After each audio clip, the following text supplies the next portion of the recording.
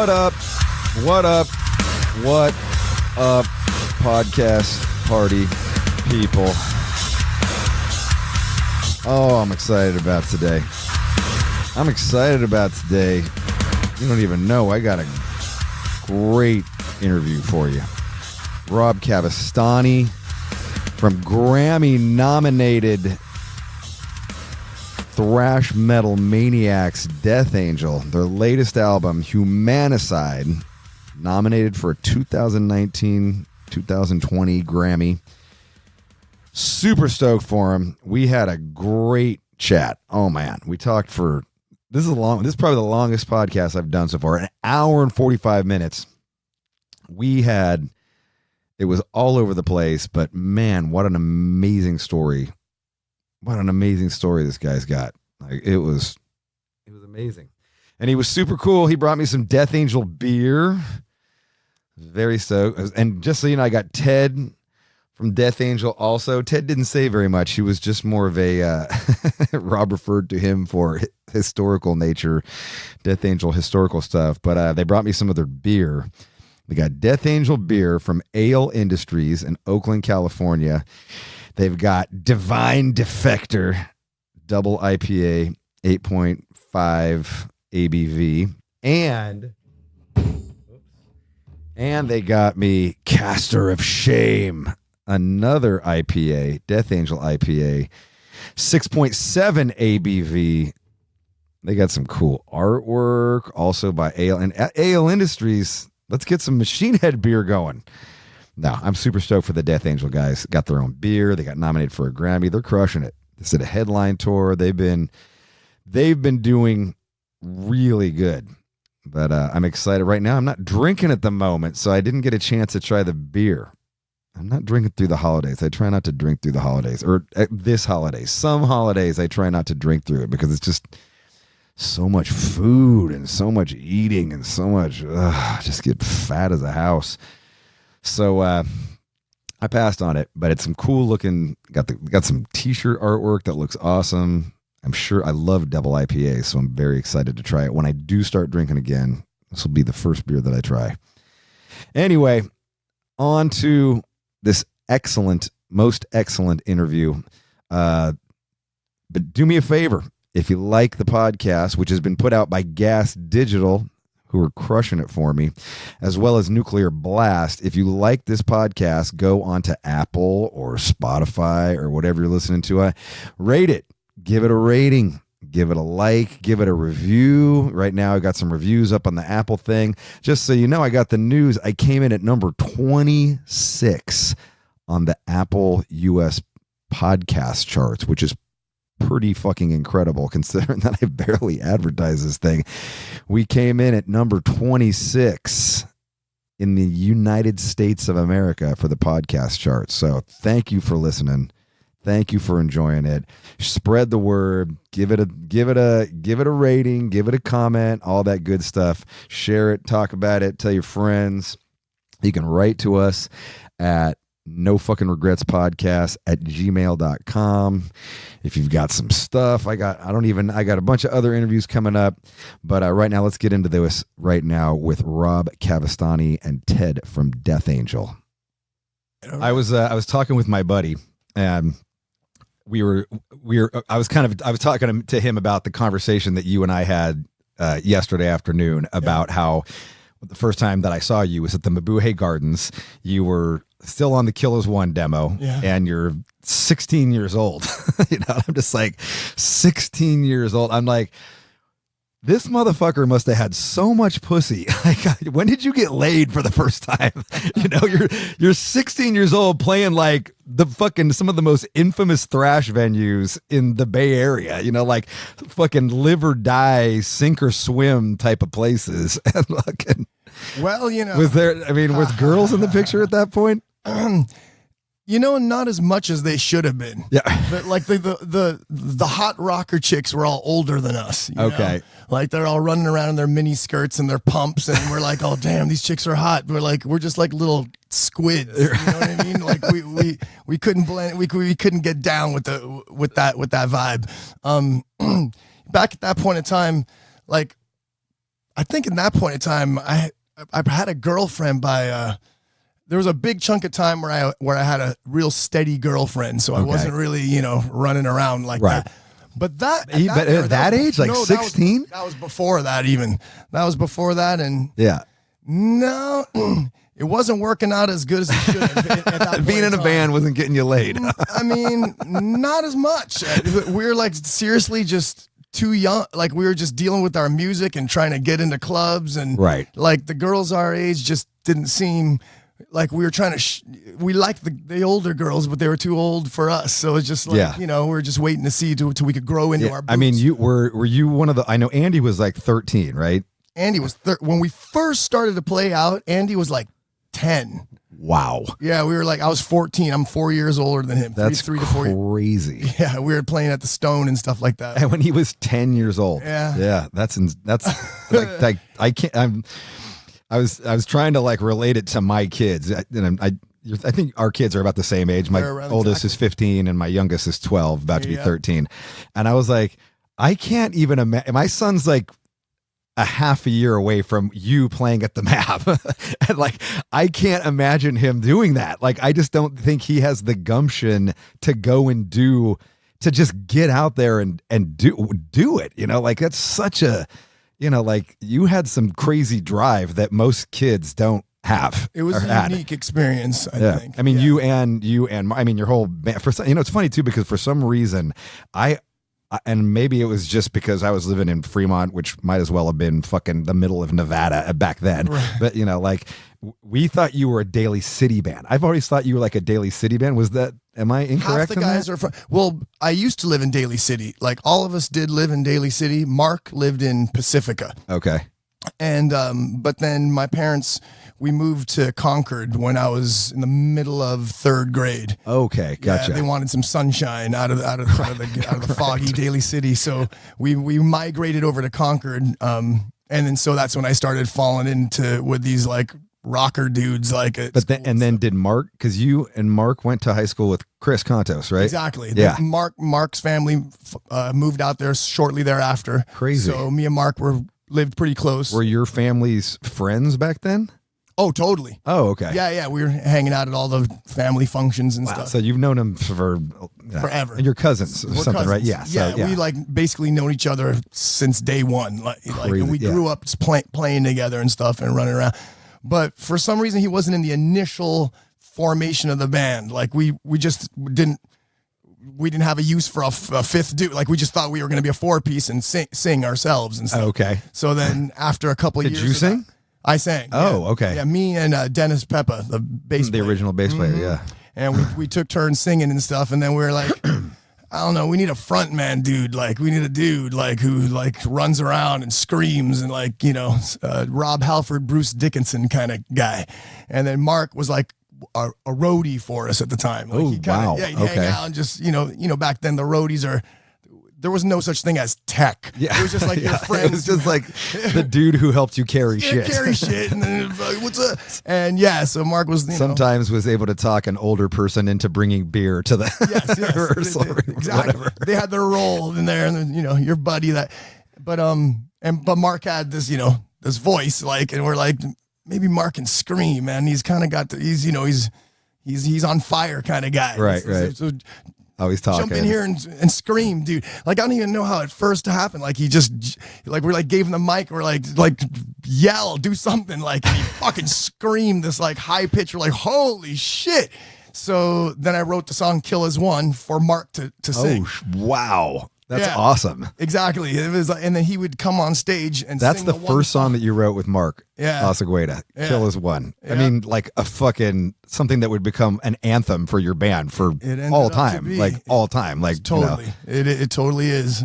But yeah, I mean, it's funny because the original lyrics of nowadays, like "Kill As One," we push the fact that it's like unity. You know what I mean? Like kill as one, get together and we vibe out, and the metal community comes together. It's a unity thing.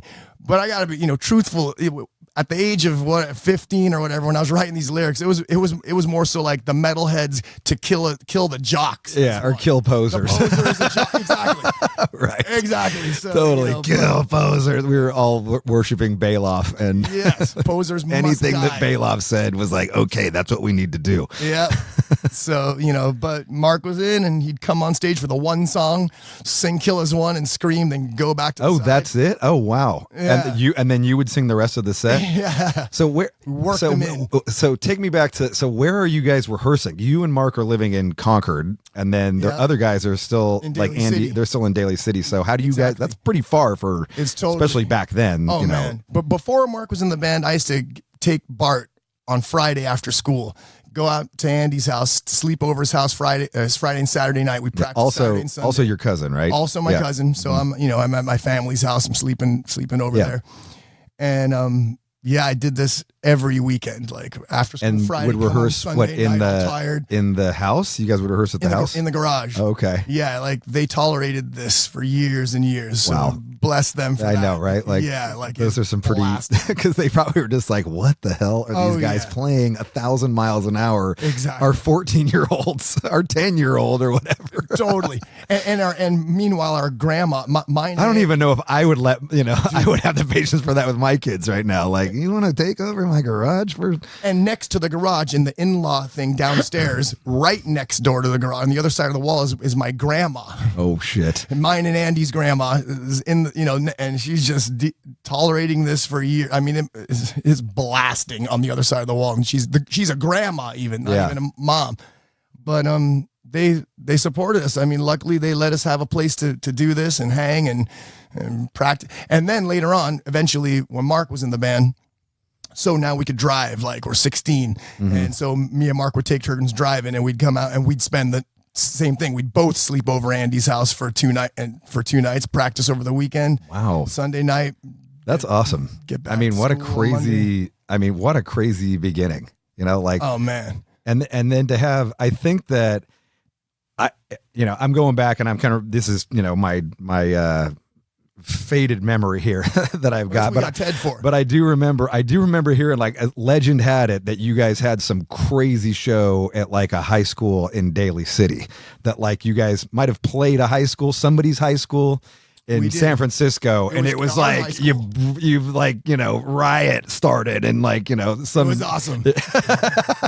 It was totally awesome. We played Clayton Valley High. The school Clayton that Valley. Chris Okay, Pontos gotcha. Went to with us all and right, stuff. all right. Yeah, and they allowed us to play in the quad on lunch. So we were set to play, and like people were coming from other schools and coming in because they knew we were going to be playing.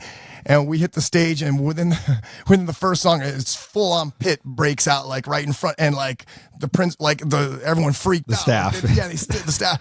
So the principal goes in there to try to stop it. The principal gets knocked on his ass, like, dude. And unfortunately, I mean, this one girl broke her arm in Oh the mayhem shit! of it all. That's what it was. I remember it was like, oh my god, like people like broke their arms, and like it was big news in Fremont. It was cool. It was really cool. And so we were banned from ever playing there again. Nice. Which was awesome. Right. It was a good start. Dude, that was like, that was big news. I mean, the people in the thrash scene, especially with like, we were in Fremont, which was kind of the other side of the world, but it still made it. We had the Kill Us One demo. Me and Craig LaCicero. Craig had an elementary school or like some kind of school across the street from his house.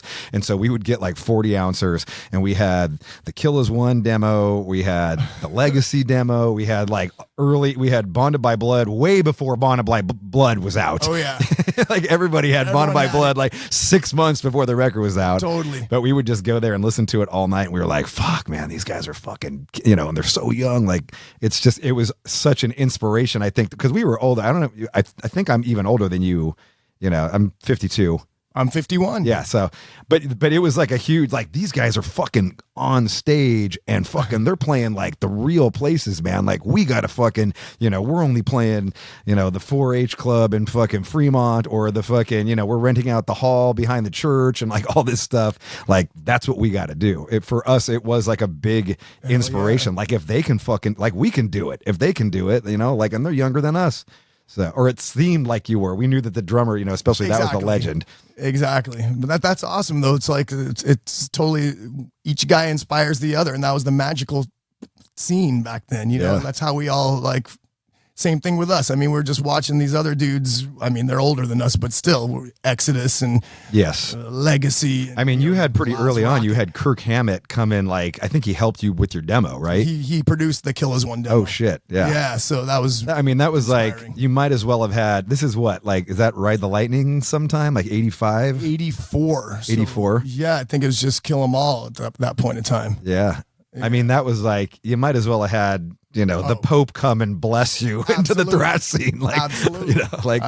Come on in. I'm sure it helped us get signed for sure because the demo produced by Kirk, so his name was helpful to that. How did you meet? How did that happen? How did you guys come? I mean, how do you meet Kirk Hammet at this point when you're 16 or whatever you are? Who meets him? We met those dudes. I think the first time we met him was at the Record Exchange in Walnut. Was the Record Exchange in Walnut Creek? Yes. Yeah, Bob Gamber's place. Uh-huh. And so we'd go there to check out demos, whatever. And they came down there for a signing, when Kill 'Em All came out. Okay. And Bob introduced us to them because he's like, you got to meet the Death Kids. He always calls them the Death Kids. These guys are young and da-da-da. And then, I guess Kirk hit it off with us because, the Filipino thing. Right. He's like, oh, these Filipino kids. And we're like, yeah. So he was like kind of like here and there we'd like play him our boombox tapes, like our garage tape, like we'd have him with us, like some new songs. We're like playing him our stuff whenever we'd run into him here and there or whatever. And he was like really nice to us. He was just, oh yeah, you guys are getting good and da da da. But the demo happened because at that time our manager Katrina Serdovsky, who was also managing Vane at the time. Okay, the glam band. Yep, mm-hmm. yep. Davey Vane, right? Davey Vane. Mm-hmm. So you guys had a manager back then?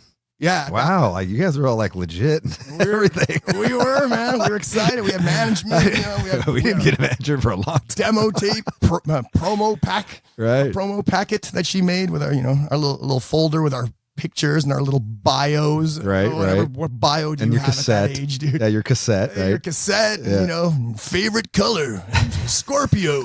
I don't know what could possibly be in this bio.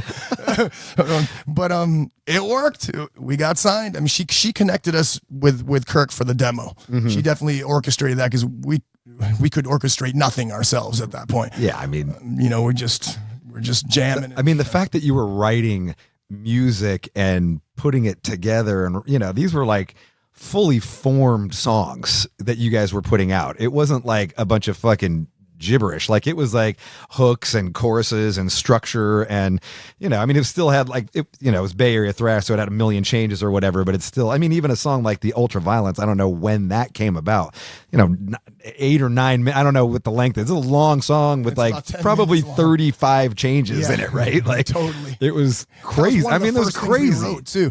The funny thing is because we didn't really play that many covers. We do covers, but like I was like too impatient to learn like the proper, like when it didn't kind of sound right or something, I'd just be like, man, I just want to write my own the early song. Death Angel covers? At the 20, we tried to cover 2112, like, right? Oh, ambitious. Very ambitious. We only barely got to Temple of Syrinx. Like we could only get through but we tried to get the whole intro, you know what I mean? Like we're trying to go for that. Yes, totally. And Green Manalishi with the 2-pronged crown. Of course, it's a fucking jam. Priest version. And the Trooper, we would play the Trooper and we'd like try to have the crowd sing it because like I couldn't possibly try to sing what Bruce was singing. Right. So we'd like play it instrumentally and get the crowd to sing.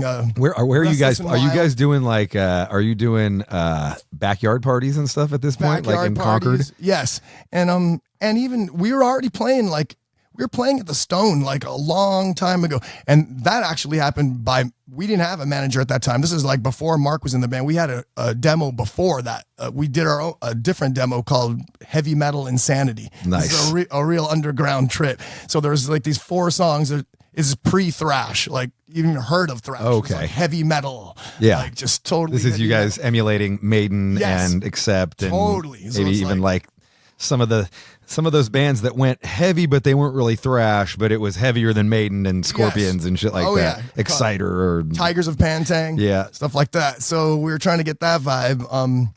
And we record, and you know what? There was this, I can't remember where the studio was, but the dude's studio was Matt Wallace, who went on to do some serious shit. Like he produced Faith No More and oh wow, Bay Area, here in the Bay Area.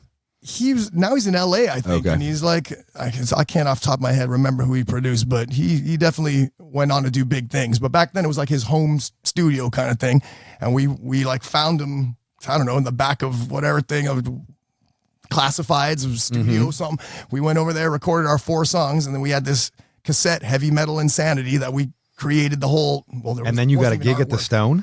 Yes, I went to the Stone. You went to the Stone. And I waited out 15 front. Or 16. Yes, I took Bart out there. See, that's what I mean. Like that's what you had to do, man. That fucking like. I had a drive, but like I couldn't do that. Like I could never have fucking done that. Like I can't. Craig LaCicero could have done that. That's what I got with Craig. Craig was the guy who did that. Like he could just blah blah and talk and fucking I was way too introverted to fucking. It took me a few times too because I didn't know what the fuck. So you're going up to like Bobby or something? I just waited out front. Like I didn't even know the protocol. I just went there with the demo tape and waited for someone to show up, like to open the door, like to open the club. And like maybe 3 times nobody came by the time I had to leave. Like so I just took Bart and went back home. And finally, like I think it was probably Bobby Corona that showed up one day. Yeah. And he came there with his keys. I was like, hey, my band's demo and all this. I gave him, and he's like, okay, thanks. And sure enough, we got a phone call at some point. And you guys want a gig? And that's we had some kind of Wednesday incredible. Night. I mean, and just like to get in with him too. I mean, this is like, let's paint the picture for everybody who doesn't know what the Stone is. The Stone is like a pretty legendary thrash club. There was three thrash clubs that kind of defined, Metallica, Slayer, Exodus, Megadeth, all the punk bands, a million other shows. But it's on Broadway in San Francisco, which is like. At this point in the 80s, San Francisco's in a depression. It's the fucking grimiest, empty fucking derelict buildings, fucking hookers and prostitutes and gangbangers and fucking. It was awesome. He's not like a mafioso dude, but he's a tough son of a bitch who has lived on this fucking, prostitute filled street and worked there for fucking fuck knows how long. And that's amazing that you even got in with him. Like if I watched that dude beat so many people up, throwing them out, throwing them fucking head first into the fucking doors and just like, holy shit. There's some rough times. Yeah. But as you know, for us, it was completely normal. Yeah. We weren't sitting here going, man, this is like crazy, grimy and rough. We're just like, this is exciting. Yeah. Like everything just seemed like I'm in the city. I'm in the city and like there's all this intense shit going on and I got to get in on this. So yeah, we ended up to be, we were kind of darlings of the Stone because they kind of took us under their wing, which kind of happened to us because we were so young. And when you look at pictures, you're like, oh God, look at us. Like, and it's funny because at that point in time, we did not want to be recognized as that. We were so pissed anytime people brought up like, oh, you guys are young and stuff. Like, no, like, that's irrelevant. Like, you just got to judge just like anybody else. And they're like, it's hard. Look at you guys. Your drummer's 12. Yeah, like little kids, man. Yeah. But I could see, why, and plus we were pretty good. Yeah. So, we got a lot of gigs there. And then like they gave us a lot of shows. We ended up opening up for a lot of people at the Stone and getting, that was like a second home. I mean, I remember when Ultraviolence dropped, that you guys ended up in like People magazine or something. It was like a big fucking deal. Like, holy shit, and of course the whole angle was like, here's a bunch of 15-year-old kids who are making thrash metal and this new thing called thrash, and like it was. Yeah. We're looking at that going, why do they got to keep mentioning that? And like, do you think it hindered you though? Like, is that what do you think that? No. Yeah. If anything, it helped. Like it got us attention. It got people to like mentor us a little bit, take us under their wing, get us free beer, underage drinking, and every other experience. A lot of underage drinking, I can imagine. Yeah, right? We were introduced to a lot of things quite young, so right, kind of got that out of our system. Went through that phase of What was the first? So what was the first? You guys drop. What did Ultraviolence come out on? What was that on? On Enigma Records. Enigma Records. That was in 19. Was it 86 or 87 that Ultraviolence came out? This is where I got to look to my man Ted. 87. 87. Ted. We've also got Ted here, who's Yeah, just Ted been here. really quiet. Ted's also in Death Angel. That he hasn't said much. What's up, Ted? How you doing? When does the first Death Angel record drop? What year? 87. 87. I was at the A little closer? Rehearsals video shoot at the Stone. Oh, shit. July 14th. Betrayal, violence, death. Oh, wow. Violence was on there? Yeah. Oh, Dean- fuck. See, How do Ted's I- here to tell us That's things awesome. we don't even know. Dean It's Dell had a great. broken leg, I believe. Oh, yeah? Yeah. Yes, I remember that. Yeah. That's the first. Rob's like, oh, yeah? No. Violence on the Like you were saying the other day, my memory didn't hold up very well. I'm with you. That's rad that we played that. That's Yes. fucking rad. I love. That's my favorite. I'm vaguely remembering that now as you say that because I don't know if I made it in the video, but I fucking loved that song. Fuck, that song is so good, dude. Thanks. So heavy. Even now, like that's some fucking rad shit. It's still one of my favorite songs of ours. The main riff, just when we play it live. I'm so like, yes, heavy. when we kick Dude. I played riff. that the other day on my. I was like, I this is the heard. riff right here. We played it like multiple times because the video shoot is Hey, talk for a second, real quick, twice. Ted. Hello. Let me see. Which one are you? I think you're 3. Keep going. Hello. There you go. All right. Turn you up a little bit. Played it twice. And we played it twice. That's right. Did you? At the beginning of the set, right? Yep. And then we did a normal set after that. That's right. It's still one of my favorite videos too. Enigma. What did Enigma who? I don't Records. even remember that one. And who else was on Enigma? Last Did you- Rocket. Okay. Striper. Stripe. That's right. That's right. Okay. Yeah. Yep. Our first 2 albums were on Enigma Records. Nice. And then, do you? I was curious about this. I don't really know much about like the business aspect of stuff, but being that young, did you feel like whoever took? I remember like you had like VJ was like maybe your manager at one point, right? He was our original manager Okay. at the very first. Yes. Again, And then maybe you're he was pro. like a partner or something.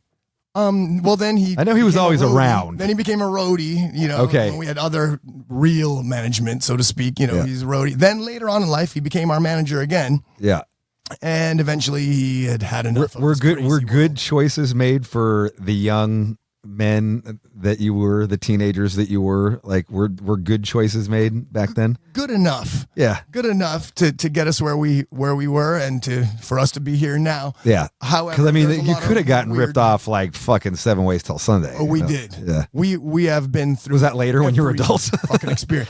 We weren't really adults yet. No, when the first time we experienced the brutality of the industry was when we went on to Geffen Records for our third Yes. album. I remember And- this. And we flipped managers at the same time. So yeah, Did you guys have the BGP management or something at this some was point? this was the mistake how it all went down. But again, we were very young. We Yes. don't know what we're I mean, doing. even We're- then on your third record, you were still maybe just getting into your 20s, right? Exactly. Like Exactly. I was 20. just, yeah, 20 like at this 20. point. I turned 21. Third right album, before. you're 20. That's fucking Yeah. insane. It was insane. And a lot of touring. We're going through the ringer, and we're just like, by this point, we're kind of getting manipulated left and right because everyone knows that we just want to jam and get free beer. Yeah. So it's easy to do. If you just give us a little carrot, we're like going to run, like any shiny object, we'll just run to it. Let's come back to that though. I just want to go back to Ultraviolence. What's the first tour you do for Ultraviolence? Who are you going out with? Long ass tour. The first tour we did was a U.S. tour. It was like 7 weeks right off the bat in a van. At this point we have probably not even been away from our parents' house for more than 5 days camping or something. And some of you guys ever are in probably life. still in high school. Andy was definitely still in high Yeah. school, and we split for 7 weeks. Who's that with? Now I have to look at Ted. Ted. I can name the second tour. I don't know if we. I remember you guys toured with Forbidden in Europe at one point. That was on Act 3 already. That was Okay, already by okay. the third tour. But the first tour, I don't know if we actually Was that toured a with anybody. thrash band? I think we were just headlining and shit. like local openers. Wow. And we played like a lot of we'd show up to we played like arcades and like we there's no stage, you're just in the corner between the pinball machines. That's the way it was back then. Totally. Everybody thinks it was so fucking glamorous. Like, thrash. No, it was fucking, you're pulling up to like an Yes, arcade. Yeah. arcade, and you're like, okay, but at that point you're just stoked, dude. You're away from Totally. home They're on like, we tour. can give you like a 6-pack and some potato Yes. chips. Like, fuck, sweet. Hell yeah. deal. And then we're sitting there. And, We don't want, and then of course you're like, I don't want to ask for too much, but can we get like maybe a hamburger or something? exactly.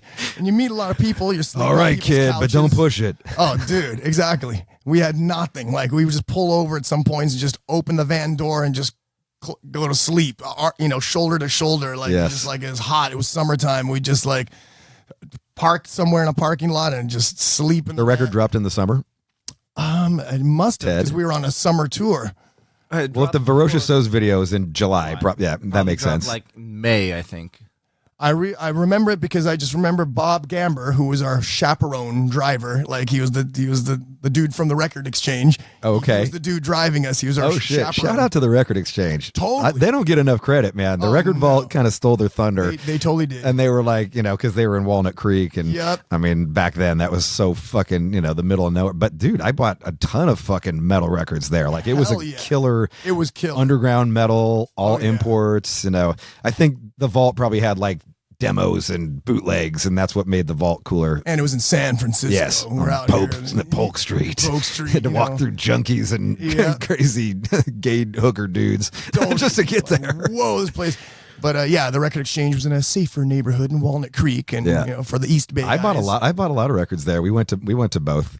Yeah. Totally. Yeah.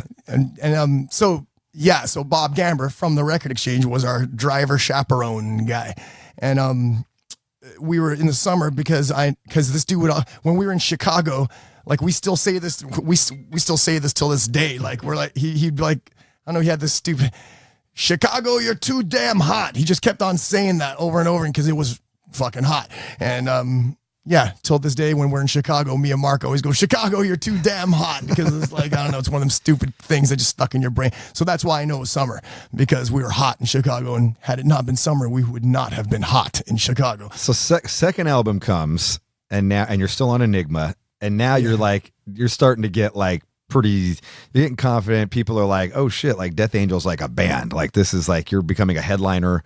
I remember you guys becoming a headliner. Like Violence was opening a lot of shows for you guys. Yes. Outside of even the Bay Area. Like we did San Diego, we did Phoenix with you guys. I think Flotsam was opening too, even at that point. Were they? It Probably. was the one. It was, yeah. We did something. We did like a weird like in the round venue somewhere in Phoenix. And it was us and Flotsam, who I think were also from Phoenix. Oh, yeah. And then you guys headlined, and it was like Board had just dropped, and like that was the big thing that, Okay, now my turn to not remember that. but fuck yeah. But yeah, so, and mind you, this is even happening just 1 year later. Like the record was that quick. Yeah, a year later. A year later, Frolic was out. So I can't even picture how we just did that so fast. But actually listening to the record, I could see how we did it so fast, because there's no pre-production. It's just like, let's stack parts and go. Yeah. Like, Did you guys even play any of those songs live before? Because you had We probably years did. of playing the Definitely. first album songs. Like you knew, For sure. okay, this is working. This is going on too long, or maybe people are getting, like we need to tighten this up or whatever. Exactly. That's why, to me, Ultraviolence is much more coherent than the album after it, because you could just see that we started listening to all kinds of music and trying to expand our musicality. And meanwhile, we didn't really have a grasp on the songwriting, and we didn't have as much time to work on it. Right. Nor did we even hear of such a thing of pre-production. Right. And so we just like assembled the songs, and there you go. So Board kind of stuck because it's a more simple and more coherent song, which was actually a joke. Like that song I wrote is a fucking joke.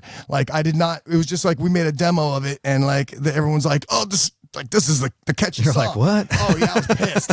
I was like, that's not going on this record. It's not Like, the thrash song that I've not got here even. that's way no. better. Yeah, we're just kind of messing around with the simple riff and all this stuff. But like, luckily, it made the album. Obviously, is one of our more popular songs. Yeah, even now. Even like you now. still play it, right? Even now, we play it sometimes. Yeah. And then so you get signed to Geffen, and correct me if I'm wrong, because I'm just kind of, filling in blanks here, but I remember that right around the time that you signed with Geffen, then you do like a name change to DA. Is this later? Is this No, okay, so how that.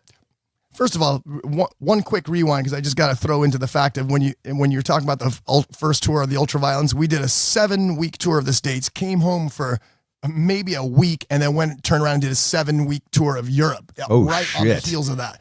And 7 weeks. That's like, amazing. Fucking long. Yeah. Your first tour is like, Yeah. and we're running around. There's no cell I mean, that's phone. rough. And There's you're in nothing. vans and like, you know, Yeah, you're not. But it was this isn't- amazing. Yeah, of course. We're You're just fucking running teenagers. around just- like, what the fuck? Like getting lost left and right, like looking for the vent. You got no kind of, I can't even imagine how you could do it like that nowadays. You're like pumping quarters into a payphone Oh, yeah. to like, hey, where am I going? Like, Yes, what, using are you going to have any calling food cards. there when you get there? Like, Yeah. So anyway, we do all that. Then we, you have a van in Europe. In Europe, we had some kind of Like a Sprinter. bigger van thing. Yes, Yeah. like a Sprinter van thing, of course, with like a appointed driver, driver. And, right. And we're just like, whoa. So we do that. Then we do Frolic, and we're out. We do the same thing, Europe, and while we're how old are you though when Ultraviolence drops and you're doing all these tours? 17. 17. Yeah. That's just insane, dude. It's insane. It's fucking awesome. I mean, it you just must have really been having is. the time of your fucking life. I can't even imagine It's a it'd be hell of like an my son experience. going on tour a year from now, like when he turns Yeah. fucking 17. Like it'd just be like, what? You're going on tour? Like that's crazy. Oh God. You have some unbelievably supportive parents. I don't know. Totally. I really don't think my parents did not get at all what I was doing. Like they just didn't fucking get it. Like fucking to them, you know, here I am skateboarding, I'm growing my hair, I'm fucking rebelling, I'm having sex with girls in the fucking really loudly in my bedroom, and my dad's got to wake up at 2 a.m. to go be a baker.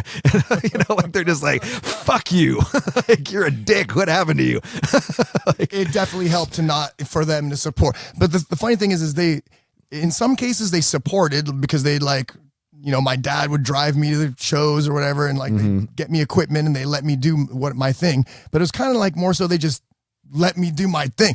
Like looking back, I was like very independent. Like they just let me go off, and they didn't ask questions. Like they just trusted what I was doing. Like I could have been jacked up a lot of times. Like I think got it was the lucky. times too. Like It I was the think like, times, though. you know, like you and me are both parents now. I would not do that. Like, Exactly. Like what? Fuck that. But yeah. No so, way am you I know, letting you go on tour for 7 weeks. completely. But then again, we had a record and stuff, so they kind of were like, well, I guess you know what the fuck. But it was during the European tour for Frolic, our second album, where. So this is here's where it ties into the business shit and the stuff where it goes right and or wrong. And when we were on that tour, the tour manager at the time, he basically over the weeks of time convinced us, manipulated, whatever you want, however you want to say it, that we were not being managed properly, and he could take us to the promised land. Like your manager doesn't know what she's doing. You should be way bigger. Yes, and you hear that 100 times, and you start to believe it. He was like, "Fucking, I'm gonna hook you guys in." So we came home from that tour and fired our manager and hired this dude as a manager, and that was brutal. Like in retrospect, that was not the way to go about doing it. But again, we came home fully hypnotized by this dude. Yeah. So little did we know that our existing manager was already negotiating with Geffen on our behalf. Like we didn't know, we didn't care anything about that shit. We're just playing, and he kind of came in. He took over that deal, and he reaped the benefits of it. Yes, he did. Oh wow. And yeah, we came to know this later. Yeah. So when that happened, so we just jumped ship. None of us knew that shit. None of us knew shit like that back It's then. like, You know, you're getting a big contract. Things are moving up. Yeah. We're gonna have tour buses and production, and we're doing things. And the thing that sticks in my head is him explaining to me, "You want to play with the big boys, you need to act like the big boys. So stop fucking around. This is how it's gonna get done." And I'm like, "Fuck yeah, dude!" So fired our manager. Said fuck off to Enigma, signed to Geffen, then come the lawsuits. Our former manager's like, my "You God, don't just- really? you I don't think just I heard fucking-" about any of that. Dude, we were simultaneously fucking sued by our previous manager and your previous Enigma. your previous record company. Yeah, because of course you can't just like you can't just No, you can't. Fuck you, record company. I'm going to Geffen. That's right. It doesn't work like that. And of course, the new manager's not too concerned about that because the price we're gonna pay to Enigma is not gonna come out of his trip. He's all about the new stuff. It's gonna come. Right. It's Yeah, coming he's out going to our get his 20% of the new shit. Yeah. Exactly. So it doesn't matter to him, dude. Like hundreds of thousands of dollars were spent with lawyer. We were like sitting there in so many like fucking meetings with lawyers, and we're just like on the couch just going, what is this? I know. mean? And it's like at that point, like Why? it's such an you don't understand so much of like, nobody does. Like it's just fucking, does. We're like, why is this happening? And so in the end, we had to give up a lot. We not only paying lawyers points to our previous manager, points to Enigma going forward. Yeah, points means you're giving basically 10 people who don't know, giving money to your previous manager going forward off of records they don't have anything to do with. Oh yeah, and all this was coming up. Giving points to the record company, meaning giving money to the record company off of records they got nothing to do, aren't spending any money on. Exactly, because you violated contracts and just fucking, wow. And we're I trying don't to fucking think process I've ever heard any of that. I knew there was some years old, right, and you're just like, what? Why do we have to? What?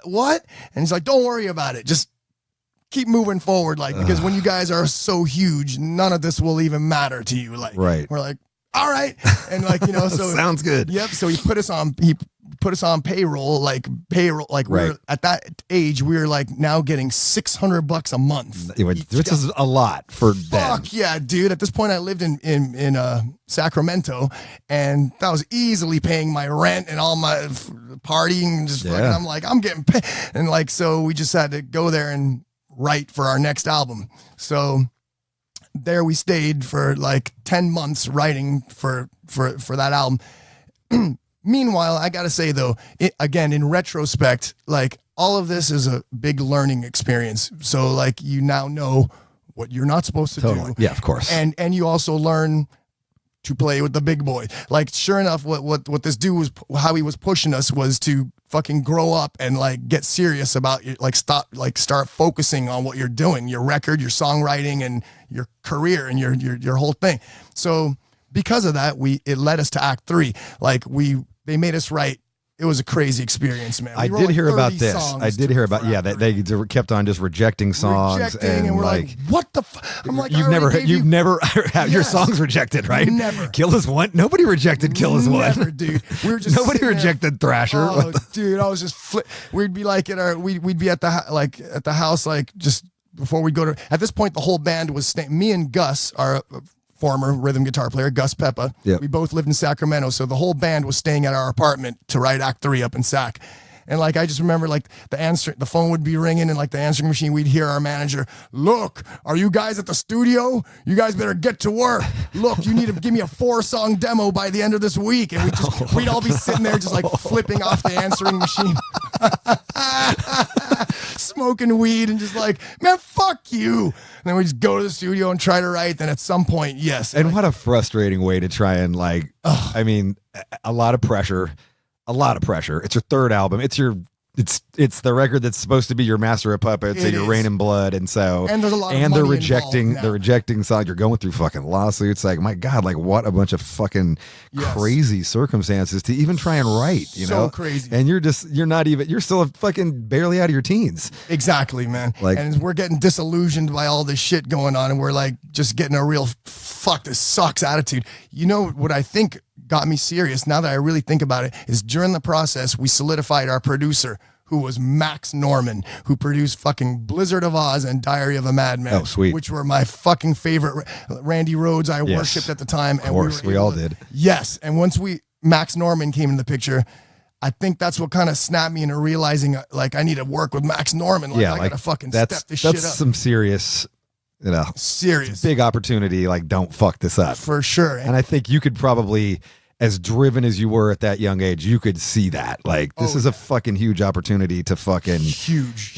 And sure enough, some of the killer songs off Act 3 came in the fourth quarter of writing. So sure enough, these guys pushing to write better songs. And this is Geffen people that are pushing. Yeah. Yeah. Tom Zutot was our A&R who was. That's like the Aerosmith guy, right?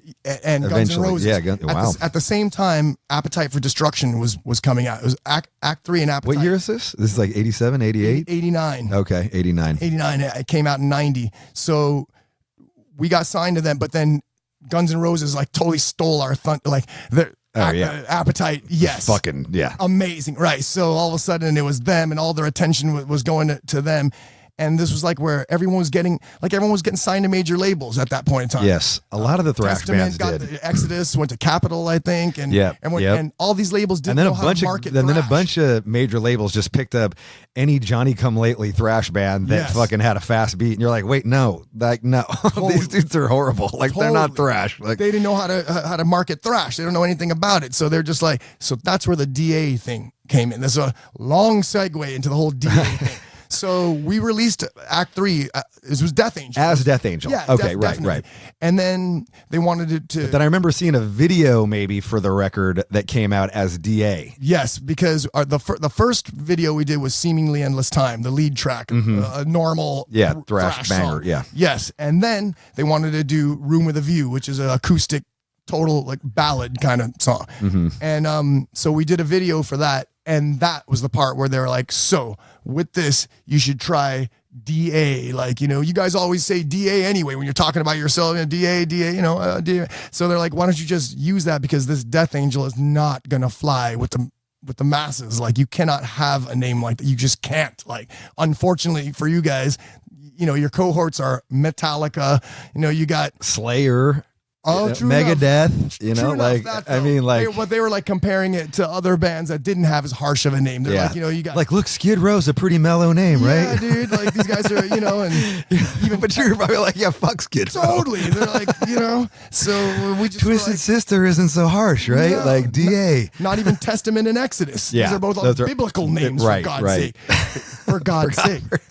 So they're like, Death Angel, there's no way around that thing. Like, that's just negative all the way. Like, and we're just like, no, it's not. It's just, it means it's the Grim Reaper coming to the, it's an inevitable meeting that you're going to have. They're like, how do they convince you to do this eventually? Like, that's just such a, like, your band name for so long. Well, the thing is that it wasn't supposed to be. This is 90. The third record was 90. 90. Yeah, so like everything's already changing at this point. And it wasn't that we were abandoning. It was just like a moniker, like a nickname of Death Angel. They're like, just use the DA, just say that in the video, put DA there. But you're still Death Angel. It's just you could be DA or Death Angel. How do you feel about that now? Do you agree with them? No. Yeah.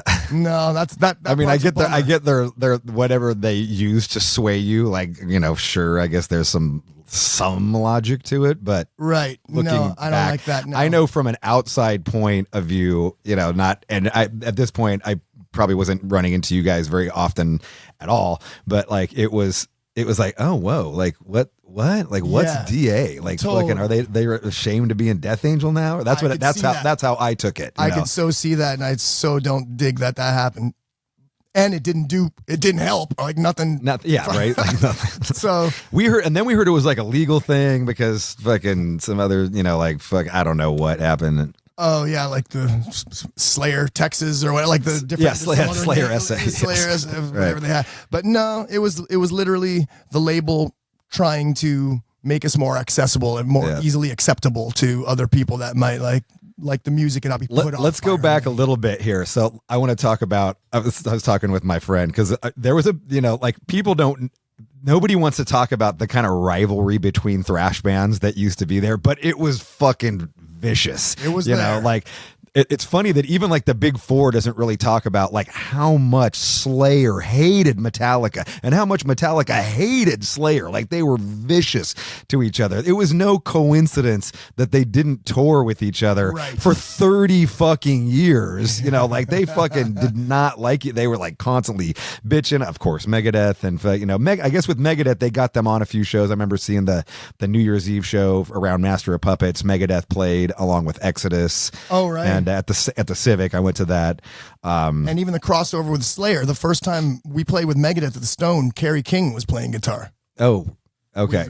With Megadeth. Am I right? Yeah. Yes. Yeah, with Megadeth. With Megadeth. Yeah. Yeah. So these guys, they were friends or something was going on. Totally. No, I remember all that. Yeah, Kerry playing in Megadeth. That was like a cool thing. Yeah, I mean, well, the thing with Dave Mustaine and Metallica, that's definitely that's. But then between Violence and Death Angel, there was like drama. Like we were like super competitive. Like Forbidden, I had left Forbidden, and then so it was Violence between Forbidden beef, and then it was Death Angel Violence beef, and then it was like Forbidden violence, beef, and, and everybody, Testament and Exodus, everybody had like, I don't even know what the beef is about. Yeah. Just about, I don't know. It's just, and even like when pissing Zetro contest. joined Exodus, I mean, it was not accepted. You know, No. like people worshipped Paul Baloff. Totally. You know, it was a tough ride for that dude for a while here in the Bay Area. Maybe not outside of the Bay Area, but like certainly in the Bay Area. Oh, yeah. It was like, I mean, dudes had their backs to them playing at the farm on, you know, Zetro's first shows and shit, you know, like it was really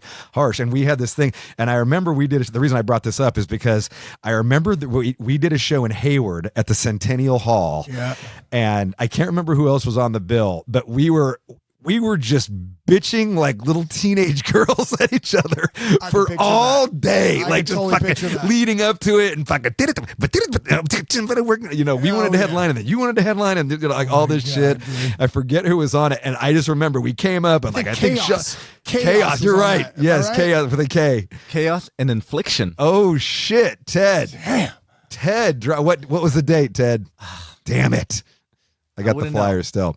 I remember but I remember it was like, so leading up, there was all this like shit. And then I think Sean made some kind of derogatory remark towards Death Angel from the stage. We ended up supporting. God damn it. And then something happened, and it was just the fucking police came when you guys were on, and then just a full scale fucking riot broke out, dude. Hayward riot. I mean, I remember walking out, and everybody came in, and it was like, oh, this like blah, and then it's like, holy shit, there's a riot starting. I remember walking out, and there was a police line, dudes arm in arm, like fucking probably 50 police officers, and just like shoving people out, and fucking, it was like a scene out of a Looney Tunes cartoon where it was like this wall, and then it was just like chairs and fists and beer bottles and cans and just like flying in the air, fucking windows smash. Oh, I mean, just fucking ruined it. It was crazy and kind of legendary, you know. Again, you know, it there was was a part of me that was like, yes, that's fucking rad. Yep. And then we were banned from ever playing. And then, in that we city. were both banned from ever playing in Hayward Exactly. ever again. But yeah, that's so funny. There was all this like. There was. And then just, you know, like looking back, I don't even remember what any of it was. I don't like, remember I at just, all. you know, like moving on a few years later, I'd run into you, and it was always just like, oh my God, Rob, like, what's up? Like, how you been, man? I think like conflict was just part of the vibe of it. It was a bit of a, I do think that in a lot of ways it was a healthy competition. You know, like we were trying to, you know, I always remember the sign that was up at the inside of Ruthie's Inn when you went to pay your $10 or whatever to walk into the show. It said the louder, faster. That's right. It was the louder, faster. I'm fucking brain farting. The louder, faster, crazier scene or whatever it was. That was the thing that was written on just written, like handwritten, scrawled on the wall on a little page. And it's like that's what everybody was trying to do. We were trying to be faster. We were trying to be heavier. The louder, faster, heavier scene. That's what it was. Trying to out heavy each other. And we did. And then at some point, you know, I'll give Metallica a little bit of the blame because they went, like the Black Album came out and then everybody went, oh shit, that's where we need to go. And then it was like, we got to be big, you know, like now we got to like soften it. We got to change the DA. We got to like write a ballad. We got to, you know, like, and that's what kind of, I think that was, in my opinion, that was the beginning of the end of the thrash scene. That was about right. And that nothing against the Black Album. I love the Black Album. I loved the Black Album back then. I fucking it was amazing. I loved it then even. It was just such a huge, massive success. Oh, hell yeah. That everybody wanted to go there. Like that. Look, if they can do that, that's what we can do too. We just got to do that. I even remember back then there was like even a part of like you needed like if you like Metallica or Slayer. Yeah. Like, oh yeah. Like you got to pick. There was a line. Kind of like yeah. They're like fuck. I listened to them and like we'd like argue who was better or what. Yeah. Like or Megadeth versus Metallica. There was a lot of that too. There's like an argument over the whole thing. It's yes. hilarious. I know, for sure. I remember when I had my friend Robert. He like when Master of Puppets came out, he's like, I just don't fucking like this band anymore. They're just too big, man. You know, like it was then he was like, I'm gonna go listen to DRI or fucking whatever. Totally. You know, underground. Yep. They go like Wehrmacht. Yep. That's it from here on out. You know? I know a lot of people that we'd have that argument. And I was like, it's fuck. What do you like? What? I was like, this is a fucking awesome album. What are you talking about? Yep. They're big now. Fuck these yeah, guys. You're totally. Like, SOD. That's it. Yep. That's right. That's what happens when you don't have PS4 and internet, I guess. What? So this is 90, and so somewhere we talked about this on the podcast when I had Contos on here. So then, no, let's go back. So then, you guys are going out on tour on Act 3, and the bus accident happens. Yep. And I my memory's hazy on what exactly happened. Is it at nighttime? Is it daytime? Like when? Early in the morning. It was freezing. So at this point, Are you out with some band? we were headlining. We were on the Act 3 tour. We already done, I think we were on like a mini run. Like we had done the major tours with Forbidden. Yep. We did US and Europe, and then we were back doing like, I don't know, some like one of these like smaller runs. So we didn't have a bus. We were actually in a mobile home. Oh, okay. Like a Winnebago kind of thing. Yep. So we're like, saving some money, and that was kind of like, that was the problem. We're saving money, and so people were double Those duty. things are the worst too. Like you're just Worst. bouncing down the fucking road. Like you can't, like sleeping in the back area is just impossible. Like you're Totally. fucking bouncing 2 feet off the fucking ground. Completely. And our crew is doing double duty too. So like our sound man is like, he's driving. Too. Yes, Yeah. So people are tired. You don't have a dedicated driver. And that's what happened. We were driving from, we did our show in Mesa. And then we were driving to our show in. Is this the beginning of the tour? It was like somewhere in the middle. Okay. Somewhere in the middle. And we were heading up to Vegas from Mesa. Yep. And it's like probably like 6 a.m. and the dude just fell asleep at the wheel. Oh, wow. Yep. And we were all sleeping in the back, or, we were sleeping. Yep. And we're driving, and we just woke up to, you just woke up to just, our thing was flipping. Like, Oh my God. So the dude, what happened was he fell asleep. Apparently we're going about 80. This dude falls asleep and goes into the ravine, like the dirt. Oh, thing in right. between.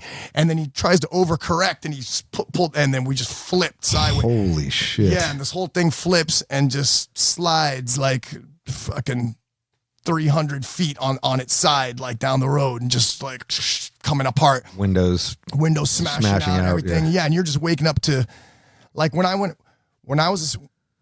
to sleep that night, my head was behind the driver's seat. Like I was right behind the driver with my head facing forward. And yeah, not in the behind back. driver. You were more in the kitchen I was more area. in the kitchen area in the front, with my head right behind the driver. When the thing came to the halt, I was all the way in the back. Holy shit. And laying on a case of broken beer bottles, like the whole, like everything went sideways, and we just flipped around, and they're like a bunch of things getting tossed around. Mark broke his foot.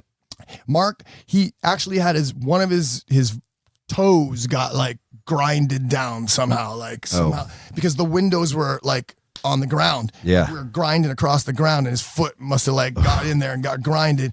But it was Andy, obviously, who got the worst. Got the worst. Yeah. And it was had his face. Yeah. He had, did his face, is that what happened to his face? He fell through the window or something? And yeah, when the thing flipped on its side, he got smashed into the window that was against the pavement. Yeah. And the whole like couch and everything, and he was in the back, like the very back, and all the shit, the TV, everything landed on top of him. Oh my God. And just had him pressed.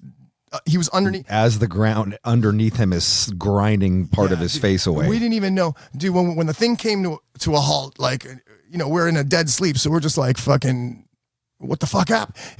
And we're like collecting ourselves and stuff, and like we couldn't find Andy at first. Oh, wow. Because he was buried under all this stuff. Like we thought he like was ejected out of the thing. Like we were like freaking out. Like we couldn't even find him. And then finally we're like lifting stuff, and he was just under all the stuff. Unconscious? Was he conscious? He was conscious. Holy shit. He was conscious, but he was just spun. Like he was just out of it. Freaking out. And we had to, the only way out was it was sideways, so the door was up on top. Yes. And we had to like somehow stack stuff and climb out and Did you get injured? Out. Did you get injured? Like just my back was like sliced up from all these bottles and stuff like that. Yeah. Glass. I mean, that's fucking miraculous that like that's all that happened. I mean, miraculous. You fucking flipped a bunch of times and dude, when the police and everyone was there, like the ambulance, they were just telling us like it's a total miracle because the way that thing happened usually, and they're like, these things are pieces of shit. Normally the thing would just have broken apart, like came apart like a box opening up, and you guys should have been sprawled out. They said when we heard the call, when we got the call, we were expecting like bodies all over the streets. Like we were like expecting that, and they couldn't believe how that we were that intact. Like nobody died. Dead. Yeah, No. all the crew guys lived. Yeah. But they had to they couldn't even, they had to get a chopper in and fly him to the hospital in Vegas. They're like, there's no way you can make it in an ambulance. Like this is urgent. And he ended up losing part of his eye. His whole side. It was just like, oh man. And this is happening at like 6 a.m. There's no cell phones. There's nothing. Yeah. We're on the side of the road, just like finally before the internet, before anything. A dude, like a trucker with a CB radio, pulled over and called for help for us. Like, but we were standing there for what seemed like an eternity before anyone even came down the road. Like it was in the middle. Are you just shell shocked? Like what? Are you crying? Like what are you? What's happening? We're just everything. There's like everyone's just pacing. Some are crying. Some are just staring into space. We're just like freaking out, and we're just trying to. I was kind of like kept. My mind was like focusing on Andy, like because we were trying to cover him in blankets and like trying to. And meanwhile, while this is happening, dude, all you could smell is gasoline, like, and all you could think of the movies where the thing's gonna explode. Like it's gonna explode. So we're trying to like go far away, like carry him further away from the thing, and then like I had to climb back in the thing to get blankets because we're just like out there, like in just in our t-shirts or whatever, it's freezing, and so that happened. And another thing I remember from that incident is when the police came, and they're like all sussing out the situation. And then of all things, like somehow one of these cops finds one of our pipes sitting around. Really? Yep. And the dude like and they're comes gonna up start to giving us. you grief about the fucking. We're sitting here dealing the helicopters coming, and they're like, and the cop comes up and goes, just let you know, even if your buddy does survive this thing, he's going straight to jail. Like all of you guys are going to jail for drugs, and we're like, dude, seriously, like wow, like. Yeah, over a little bit of fucking weed. Yep. You're in Arizona. You're in New Mexico, or no? You're in Arizona. We're either in Arizona or Nevada. I don't know which part of the line we are at this point, but we're like in the middle of the desert. So just to add to this, to this moment, to make this moment even more fucking straight to jail. We're like, dude, can you not just? That was a rough year for you guys, man. I mean, what a crazy. fucking this is the same year that the lawsuit's going on. This is the same year that fired managers, new manager. Jesus Christ! I turned 21 that year, though. And I was legally drinking like a motherfucker at that point. Just living at the bar. Jesus Christ! Man. So and then I know. So Kantos comes in. I know that you got to tour Japan, and like the band is starting to you're starting to break up basically, and. I don't think Andy can even play. And so Chris is brought in to do these Japan shows with you guys. And as he tells it, it's like, it's awesome. Like, oh my God, this is like big fucking rock star shit. He's like, we got fucking catering. He's used to punk rock squat tours with attitude adjustment. Fucking, he's like, oh my God, there's like fucking turkey and ham and cheese and fucking backstage. And, I got a roadie and like, oh my God, like this is big. But then you guys are just... You don't like each other. You're not getting along, and I guess you're introducing your new band or something. I don't. That's funny because I listened to the podcast and you're playing Death Angel songs, but then halfway through, you guys are playing new songs from your band that you're going to start after this tour. I don't remember. Which I guess you announced to the audience.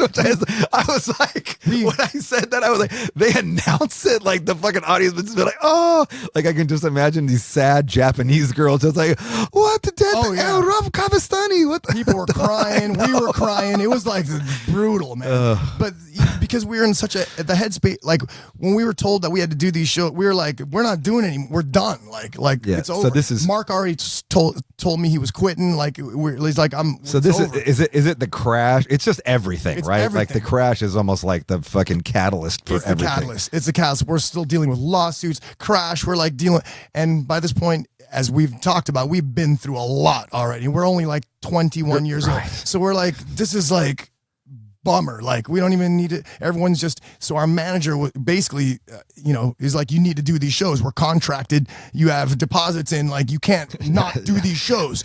And we're like, what? Yeah. You don't want to get sued by the Japanese He's like, you're already getting sued left and right. You can't afford to, like, you got to do these shows. He probably wanted his 20%. Of course. And we had, like 5 shows. It was a pretty major situation. Yep. And so, at this point, we're just like, we're just like, whatever, like, okay, whatever. So you got to get another drummer. You got to do this. And so unfortunately for Chris, yes, he was in a position where we just had no heart for anything we were doing. At that point, we just wanted to not play anymore. Like, we were like, that's it. Like, it's over. Like, And then when we had to actually do that, rehearse with a different dude, Andy's like in the hospital. And we're like, again, no different dude. It's Chris as a friend. But at that point, it's just you're probably just shell shocked, like I never even been on stage. PTSD from the music industry, At this point, I've never even been on stage without Andy playing drums. Like he's like my little brother. And like, I just couldn't even believe we're like doing this. I was disgusted that we were caving in to this. Like, I just was like, no, like we were forced into doing it to a point where we just, okay. And we were rehearsing. So we go out there and yes, definitely. And at this point, we're like already talking about, we're going to form this other band. And like Mark wanted out. He was moving to New York. So we're like, well, we're going to keep playing together. Like, he's like, go ahead. So you form the organization.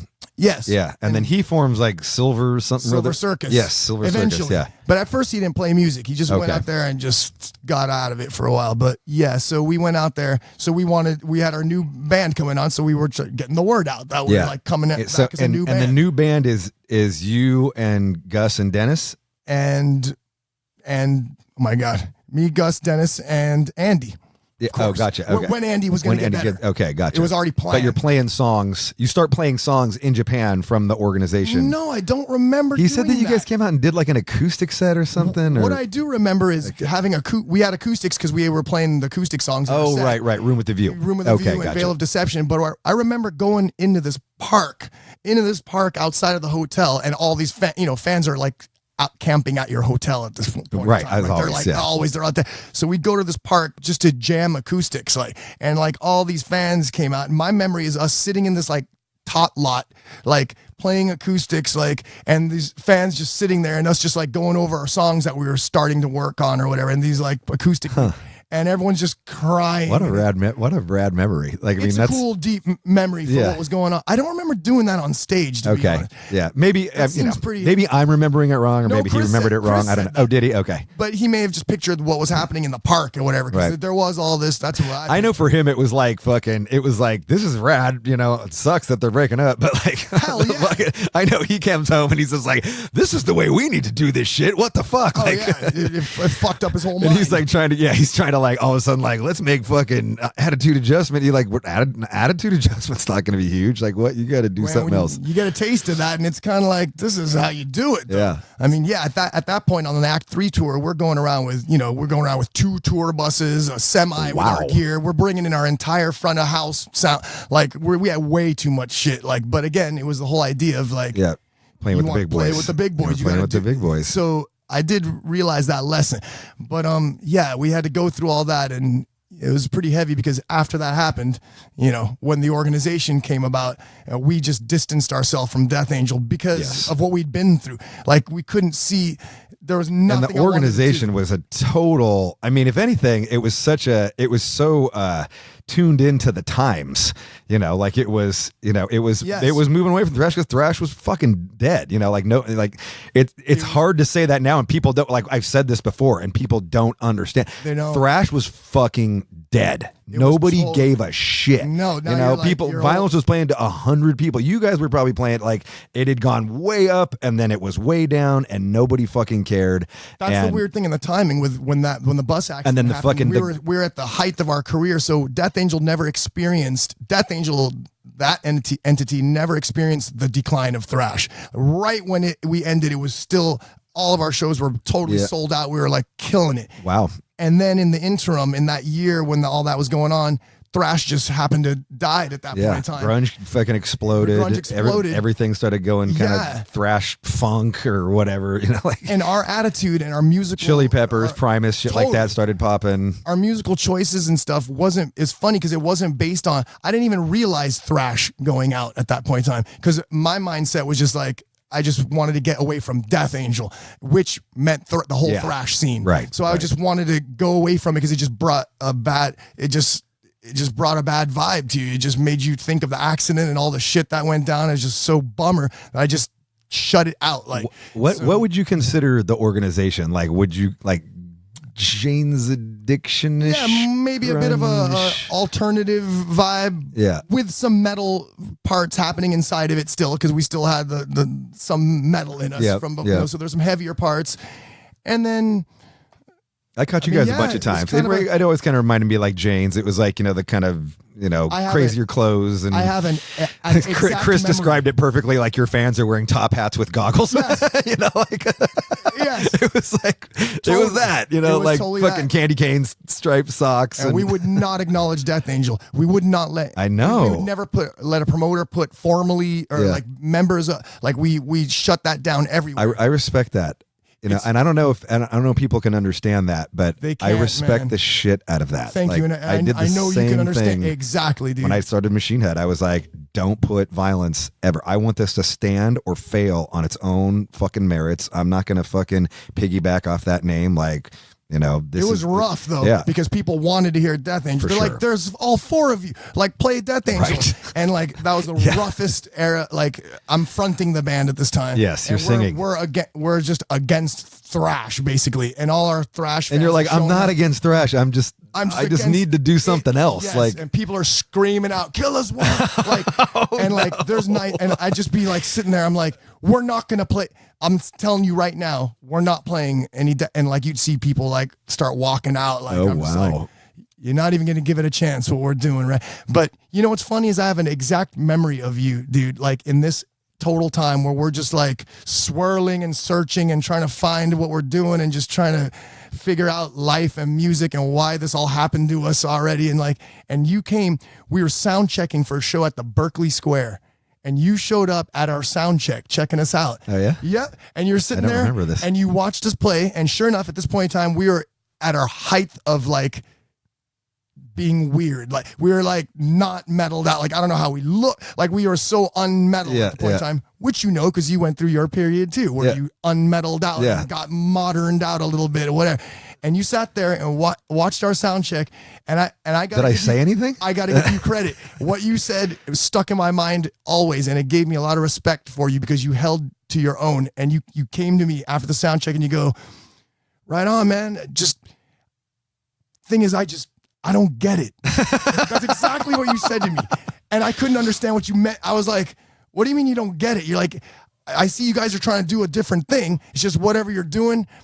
I don't get it. Wow. Yep. And because it was kind of weird and a hodgepodge of a lot of stuff. And, you weren't getting it. Yeah. And I was kind of bummed that you said that. I remember going, what the fucking hey, fuck you. I don't get it. Fuck you. I mean, like, either you don't like it. I don't like it. Does he mean you don't like it? What do you mean I don't get it? Like, I'm like, then after a while, I was like, I could see why you didn't get it. And I appreciated your honesty to tell me straight away, like, right on. I gave it a few chances too. Like I went and saw you guys. I mean, I can remember seeing you guys more than a few times. Yeah. Like I saw you at the Square. I saw you at the Stone. I saw you at Terminator. Like I remember. We were trying to sing a lot too and do a lot of two-part harmonies because, we're fans of killer vocals, so we're trying to incorporate that a lot into what we're doing. Too much so. So like now I could see that we're trying to overdo back and forth singing, harmonizing, going, and it's kind of like. Did you guys? You know what? That just triggered a memory in my mind. So did you open the? Did the organization open the Mookie Blaylock, Alice in Chains show at the I-Beam? No, but we were there. You were there. We talked. You and I talked. We did. And you and I watched, I think I said the same thing to you too, but we watched Mookie Blaylock, which later became Pearl Jam. Yep. And you were like, you turned to me and you were like, this band is going to be fucking huge. And I was like, I don't get it. I was like, I didn't get a lot about what was going on back then, but I really remember that. And I was just like, no, I was like, what this band? I was like, I don't know. Like, I was like, Alice in Chains, dude, like this shit's going to be, they're like and I remember you said this to me, they're going to be bigger than Alice in Chains. Watch. And you were so certain about it. And I was like, I guess I gotta give this a listen again. Cause and I was really into Alice in Chains at that point, but that was a fucking hell of a show. It was, and I remember because I was like still stuck on Mother Love Bone a lot. I was a huge Mother Love Bone fan. So Pearl Jam came out of Mother Love Bone. Yes. It was like the dudes from Mother Love Bone with Eddie Vedder in there. Yes. But funny, as time transpired, I came to love Alice in Chains. Pearl Jam. Did you not so like? much. No, did you not like Alice in Chains at that point? Not as much. Oh wow. I'm Okay, like, so you these went guys there are for trying to be Mookie like, Blaylock. This guy's trying to sound like Sabbath or whatever too much. Like, yeah, I went there for Mookie Blaylock because it was like Mother Love Bone. Right. I missed Mother Love Bone with Andrew Wood. So I never got to see them. But yes, in time, I come to love Screaming Alice in Trees Chains. headlined. That's right. Yeah, Screaming Trees headline. And then I had caught Alice in Chains the night before at the Omni to 30 people. Whoa. on facelift. It was just like me and a couple of my friends like up front, like, this is awesome. That's our own private Alice in Chains show. The show that you talked to me at our sound check at the Berkeley Square, that was us supporting some band that I barely heard of, and I was so pissed that why should these guys play above us? They were Rage Against the Machine. Oh my God. Yep. Oh, wow. Yep. And I was like, what is this rap? What's happening here with this music? You know what's funny is I didn't stick around for the show. I only caught I caught your sound check, and I don't know why I just ended up leaving. But I remember, you were there. I remember. That's I right. talked to somebody like, "Oh yeah, fucking Rage Against the Machine." I was like, "Really? I missed that." Fuck. I do recall watching them though, all filled with jealousy. Why they should be headlining in our hometown? Like, and then when I watched them play, I was like, "Whoa!" Well, that whole, if you remember, that intense. whole kind of LA thing popped up too. Like Tool started playing the Berkeley Square. Yep. Rage. Yes. The band you just named started playing. No, not Mookie Blaylock. Mookie Blaylock didn't play, but like that whole LA kind of thing started happening. So and it was hard to accept. It was like, you know, wait, what do you like? You're headlining the Berkeley School. What? Hell no. Yeah. Yeah, well, you shouldn't be. So that was a trippy time because it was like an evolvement of music going on. And even the thing is, in retrospect, again, it's always in retrospect. When you're in the thing, you're just like, oh, what's that? You're not even knowing what's going on, like, and you're not realizing to like savor these moments because you're gonna look back and like go, oh man, that was a cool time. But I completely do love that whole era in the organization, because the thing about it was we were just like emancipated from the things that was like we were hating. All the other shit, like we just thought in our minds like we were just doing our own thing. Like no one, like we didn't have to give a fuck about. I mean, you're still dealing with, I would imagine you're still dealing with the lawsuits stuff and was in the still dealing background. with the business bullshit. But we already like flipped off musically. everyone. Musically you're moving forward. Your band is doing something else. Geffen has dropped us at this point, because they're like, if you don't fucking get a permanent replacement drummer immediately and get back on the road, support this album, you're gonna get, we're dropping you. Wow. And we basically flipped them Harsh. off. Harsh. That's fucking harsh. That's really fucking harsh. We're like what a bunch of dude's in the cunts. hospital like, right that's now. fucked up. They're like, well, we can't wait for that. Like, your album's out now. Like, you need to keep going. And we're like, well, can we? And they're like, exactly. Yeah. They're like, if and you not don't, understanding that this is your cousin and your bro of forever, and like family member. Totally. So they dropped us. We just flipped off everyone at this Did the point. organization put out a record? We put out 2 records. Two records. Like independent records. Metal Blade. Metal Blade. Oh shit. Okay. But the whole time VJ was back to managing us. Awesome. And we were all in house. Shout out to VJ. I always love VJ. Dude, I love VJ. He's always been a loyal bro, and he did his best for us for whatever he always could. Awesome cat, man. VJ was always our Joseph Houston. Right. You know what I mean? But, and those were magical times because we were just free from all that. And the only thing that sucked is that we could just never get anywhere because no one could understand what we were trying to do. We were not playing thrash. We weren't quite this. We weren't quite that. We were just mixing all this and that and being crazy. And it was like, how long was the organization? From the end of Death Angel to from like 91 to 95 or so. Yeah. And we brutally broke up on tour in New York. Oh no. Oh yeah. We were just out there. Oh, no. We just caved into to being like we just couldn't get off the ground. Our shows, it was just too much of people screaming for Death Angel. Every night I'm like explaining to the crowd that we are not Death Angel, and people are walking out on us, and it was just disheartening, man. And it was causing us to argue, like the whole thing was implode. Like we were just so, and like maybe we should play some Death Angel songs, yes. right? Like was that like that becomes the mentality, right? I mean, maybe just play like Kill Us One, or like one of the. We're back in a van. We're doing all this stuff, and this is after having the two tour buses in a semi. That's fucking big roller. Yeah, we were all the way there, and then we were all the way back to punk rock. We were already handled it for one album. Then we did our second album. We're like, we're not getting anywhere at this point. Like you should have been like they shouldn't have been coming for fucking Death Angel songs at that point. Yeah, you're on your second album. Like move on. Like still it was happening, and we did great things. We did European tours. We played Dynamo. We had killer shows. As an organization, but it just beat us down. We were struggling. Everyone's trying to like have their day jobs at home. It's like, dude, we're running out of money. We're like all struggling. And we played the Limelight in New York. And after the show, when all that shit happened again, we're like, ah. And at this point, I'm just drinking heavily too. Like I'm like drunk on stage because I'm just miserable, like dealing with this. And I'm like, and we come out of our show and someone had slashed our tires. It's like, yep, dude. And we're looking at our slashed tires, and I was like, that's it. That's fucking it. Like, there's no show. We're having a fucking argument right now. Oh, yeah, dude. That ride home was insane. We drove all the way from New York home. We just canceled the rest of the shows and just drove home in total awkward silence. Like going, and then we went home, and then that was just it. Like, and then we had another level of, And correct me if I'm wrong here, but it was a while. There was a big time between the organization and Death Angel getting back going again, right? Because I remember you were working at the Pound for a long time, another and we just 6 years. Yeah, to go. like we were just hang out and fucking drink at the Pound or whatever. Totally, which was actually rad. It was rad. It was another great point in my life because then I was just free from the whole band thing altogether. Yeah, I was were you booking shows? Well, at this point, the organization breaks up, so we just come home and we're just like nothing. We're just like, there's no band, and I'm just like, fuck. And then so there was like maybe a 6 month point in time where I just hung out, drank a lot, played a lot of acoustic, and then I wrote. This is where I wrote like a lot of like my solo stuff. So I just have like tons of like me just letting out. And you're still like 25. Like you're just 25 years old at this point, man. Which is crazy. You're working like at the pet store and all these places, and like people are coming and going, dude, Rob from Death Angel. We're like, why do you work here? Why don't you play music? I'm just like, oh, dude, it's not me, man. You got the wrong guy. You're like, let me just ring up your dog food, okay, fucker? Yeah, I was driving for a professional messenger at one point, like doing messenger service or whatever. So were you just working at the Pound just like to, for extra cash or just to hang out? Yes, and, like, just be part of the scene. Be part of the scene. This led to coming back into.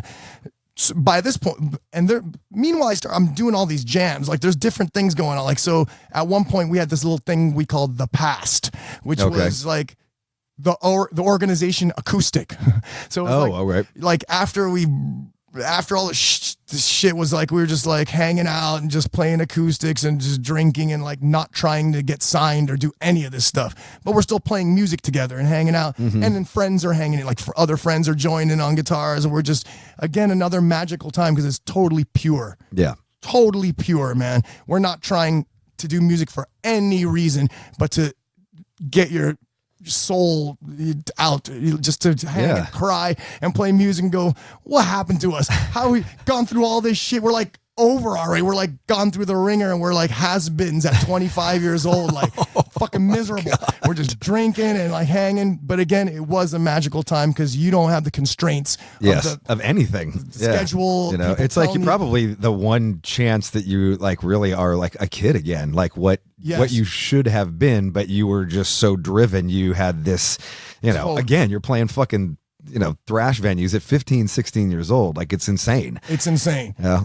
And then, like here you are, you can finally have okay, now I can just have no responsibilities and be just like a fucking, almost like, not like a nobody, because obviously you're still Rob Cavestany from Death Angel. But yes, like a nobody. Yeah. It felt good to be nobody. Like, Yeah. you just didn't. You're not famous. You don't have the pressure of all this. Because all those things would lead to what happened at Death Angel, the accident, and fucking all. It's just like, I don't even want to hear about it anymore. So how does Death Angel? That's why I don't remember a lot of things. So I think I just blacked out a lot of painful memories. Like, so that's why, like, sometimes I just don't remember, because in a defense mechanism, right? It totally. right? You just I'm have sure to it block was out trauma. Like, you just don't remember these incidents anymore. Like, to move on. And I think I could see Ted going, like, because I got my timeline wrong, right? The past stuff has happening before the organization. Before the organization. Oh, okay. You guys did a few acoustic We shows. were playing acoustic, Okay. then we formed into that. But to rewind a little bit, I don't know if Flynn knows this, but if the accident didn't happen, you were slated for 2 tours. Yes, this is noteworthy. Yep. So yes, we were on the original Clash of the Titans. So Death Angel was? yes. Wow. Alice in Chains took their place. Alice My We God! got in an Really? accident. That met Clash of the Titans, which was Metallica. Nope. Megadeth, Anthrax, Slayer, Alice in Chains Alice is who in Chains, opened it. which was out of place with that. Totally. They just threw them in there because we were on that tour and we didn't. So Oh wow! that's also crushing, because you realize that could have done good for us. I mean, that could have been that. Like you think about it, like that could have been like so many things. You think about so many things that could come along Exactly, in your man. life that just like your life, for whatever reason, good or bad, takes a different path, and maybe it was good in the long run. That's like what who it knows? is. Like, It really was in the long run. And then after that tour, we're supposed to support Judas Priest on their Painkiller oh tour my God! in Europe. Wow! That was the next thing. Pantera got that. Bam. Holy shit! So That's crazy. That's kind of bummer, man. Like, that's what we were definitely still moving forward, like in a big way, and we just got shut down, not because we wanted to stop. Yeah, and a bunch of other things. Who knows if that would have even if the accident wouldn't have happened, like Exactly. like the lawsuit could have stopped it all. The fucking who knows? Like knows? a million things. One thing I do know is that I probably was personally headed for destruction. That's why I think, like, unfortunately it had to go down that way, but it like stopped it, because all that shit that was happening, and I just turned 21, and these things were going on. I was partying madly. I mean, I gotta say, for fucking your age, you look incredible. Like you're in such amazing shape. Like Thank you you, look brother. fucking, Likewise. like you survived the thrash, speed and crank and fucking whatever. God knows what else we were all doing back That then. makes all of us in here. Yeah, and we were checking it all out. Yeah, for a fact. I mean, like, it fucking was going hard. Like by that point in time, it was going, like, I was getting to be a mess. Like, I was drinking. I had like a fifth of Jack on the rider just for me. Yeah. Every night, like, I'd take my bottle, like put my fucking bottle aside, and after the show, it would just wake up blacking out. Right. And that was now that was the part where the chicks thing was coming into play. Right. Because now I was 21 and we caught up to the Right. age of it all. Yeah. And Now the chicks that were older aren't so much older, and it's okay. Yeah. You're not the cute little 15-year-old kid. Like, No, you're like, and I had just broken up with the same girl I was going out with for 4 years at that, like, from the Ultraviolence through Frolic into Act 3, we wow. were together. And then you had a steady girlfriend that whole time, huh? She did me Wow. really wrong and fucked me up, broke my heart. And then I turned 21 and we went on tour for Act 3 and revenge was had. So, hey, man. So when does Death Angel get back together? 2000? About 2001. Was it for the Chuck Billy thing? Was that the first thing? That's what happened. So many Yeah. bands got back together from that, man. Like, so At that point, it was we were such on tour with a band called Swarm that we now had going. Oh, So- right, Swarm. I and forgot about that. That's when Mark had come back. Before that, I got to put a nod out to one other band that I had. In between that was a band called Smokestack, which was total, like a bluesy groove, and that was me and Andy on drums, and John Minor, bass player, who was playing bass for DRI for a chunk of time. And he's our friend that we met on the East Coast on the Ultraviolence tour, that he let us sleep over their house. Okay. And then, we got to be friends and led him to moving out to the Bay Area, got him into DRI. And later we had a band for a little while. We played locally, we made a demo. We didn't try to do much. We were just having fun. So Death Angel, so Chuck Billy, it's for everybody who doesn't remember, Chuck Billy got cancer. Yep. And the whole Bay Area thrash scene came about and did a show for him to raise money for his thing. This is around 2001. Yep. I know we had just dropped Supercharger. We were on tour. I was on press tour when it all went down. Yep. And so we just donated some money or whatever. But a bunch of bands, Yeah. I mean, every fucking band in the thrash band of the Bay Area got back together. It was quite. And I was going to say, I think there was even something similar for you guys after the accident, where like Kirk and Jason did a thing at the Omni for you guys or something, right? Yes. There was Yeah, a for benefit Metallica show. did a benefit show. I don't remember That was who really else cool. played that. Community. I wasn't there. I was still hanging out with Andy at the hospital up in Vegas when that was happening. But I remember seeing some group photos backstage at the Omni from the whole thing. So this event happens, and it's called what is Thrash it? Thrash of of the the Titans. Titans. Thrash of the Titans. And it's maybe Heathen, Laz Rocket, I think, plays, Death Angel, Violence Forbidden. Everybody gets back together and raises a bunch of money for Chuck. And in some way, kind of or maybe plants the seed for a bunch of bands getting back together. It really did. And so this is when you guys start popping again and writing music. It's a crazy thing because we were never getting back together. That was like a solid fucking, like, I was like, lawsuits are over. It's over. It's Lawsuits over. are done. But we're like so disconnected for 11 years as we haven't played as Death Angel for so long. I was happy to be beyond it at that point. And we got asked to do it. And I was like, oh, hell no, we don't exist anymore. Like, and we were on tour. We were like, Swarm was on tour with Jerry Cantrell's. We were supporting. The solo thing out in the States, and we got those are some great records, man. Those solo Cantrell records, insane. Degradation Trip. We were like, so it was so dark, but so then Chuck calls me personally. He's like, hey man, you gotta do this for me, bro. And then, to be honest, put me on the fucking spot. I'm like, all right, of course, man. You can't say no. You can't say no. But I'm glad he did that because it did lead. So that is where Ted gets into the picture, because now I call Dennis, I call Gus. I'm like, look, there's a thing going on. Me and Mark and Andy are already together in Swarm. Okay. And Dennis was in. Gus was in the Philippines at this point in time. He had just exited the entire picture. He was like not even in the music scene at all. And he was like, dude, I don't play. I'm out of here. Yeah. And then I'm like, I know the guy. How do you know Ted? I know the guy I want to ask. Ted was just always around. He was just around. He was a fan. Yeah. And he was just around. And Are you Filipino? He's Filipino. Yeah. So, can't you tell? It was like, all right, he's a Filipino. We gotta get him. Yeah, Filipinos. When you got the white bass player, I was like, whoa, they got a white guy. Like, what? This is weird. It's time to mix it up by then. No, you did. You threw us a curveball. I loved it. But at that time, it was that. I'm like, all right, you don't mind if I ask Ted? He's like, no. He gave us blessings. Called up Ted. Ted was like, I'm down. And we got home. We came home from that tour and rehearsed twice as a band. Twice as a band. You and Andy had already been playing. Yes, we were starting to play some songs on tour. Like we were like on, whatever, doing like a couple songs, just trying to. But still, we barely play. Like these are, playing these fucking songs requires a bit. And how's the response? It's fucking crazy. People. All those motherfuckers that were screaming for Kill Us One at the organization shows were so fucking stoked, right? And to the point that it fucking just freaked us out. Like it was just moving. It was really so moving. Yeah. And we did not intend it. We're like, we're only doing this show. We're not opening Pandora's box back into this whole thing. And then we did. And then you did. And then, we got asked to do another show. So we're like, well, man, Dynamo, we got to play Like, we have to do that one time. All right, we'll go to Europe. Because you got a good memory from. Exactly. Yeah. And so we go, and then here comes Nuclear Blast. Like, you guys need to. So Nuclear Blast came in that fast, huh? Oh, yeah. Wow. They were jumping on it. They're like courting us, like, fucking, let's go. And who was it, Gerardo, who came in, or who was the. No, it was the European. Oh, Yop or. So Yop and Andy Siri. Andy Siri. And even Marcus. Marcus Steiger. Yeah. Yep. And they're just like, we're huge fans, and you guys right. And we're like, oh no, like we're no. And they just kept, come on. And one thing led to the next. We started like riffing, and there we go. And fucking. And then you came 19 back. years later, we're still we've reformed for 19 years now. Wow.